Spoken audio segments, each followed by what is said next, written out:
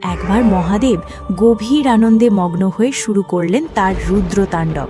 তার পায়ের ছন্দে পৃথিবী টলমল করতে লাগলো, সমুদ্র উত্তাল হলো, আর মহাকাশে গ্রহ নক্ষত্ররা নিজেদের কক্ষপথ থেকে বিচ্যুত হবার উপক্রম হলো। ডমরুর সেই তীব্র শব্দে সৃষ্টিতে এক প্রবল অস্থিরতা তৈরি হলো। মনে হলো আজই বুঝি প্রলয় আসবে।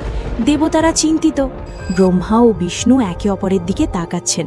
সৃষ্টির এই অস্থিরতা দেখে দেবতারা ভীত হয়ে ব্রহ্মা ও বিষ্ণুর কাছে এলেন। কিন্তু মহাদেব তখন নিজের সৃষ্টি সুখে মগ্ন, তাকে থামাবে কে? শ্বেতবস্ত্র পরিহিতা দেবী সরস্বতী তার হংস বাহনে শান্ত ধীর গতিতে আসছেন, তার হাতে বীণা। তখন পিতা ব্রহ্মা অনুরোধ করলেন দেবী সরস্বতীকে। তিনি বললেন, হে বাগদেবী, মহাদেবের এই প্রচণ্ড শক্তিকে একমাত্র সুরের মাধ্যমেই শান্ত করা সম্ভব। তুমি তোমার বীণার শান্ত সুর দিয়ে এই রুদ্র রূপকে প্রশমিত করো। দেবী সরস্বতী তখন এক দিব্য শান্তিময় রূপ নিয়ে কৈলাসে উপস্থিত হলেন। একদিকে মহাদেবের প্রলয়ঙ্কর ডমরুর হুঙ্কার, আর অন্যদিকে দেবীর হাতে উঠে এলো তার কচ্ছপী বীণা।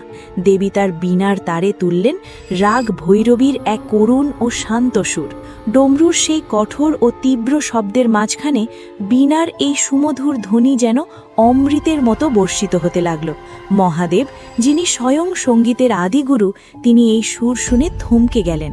তার তাণ্ডবের গতি ধীর হল। ডমরুর ডম ডম শব্দের সঙ্গে মিশে গেল বীণার রিং ঝং ঝংকার। আগুনের মতো তপ্ত পরিবেশ ধীরে ধীরে শীতল হতে শুরু করল।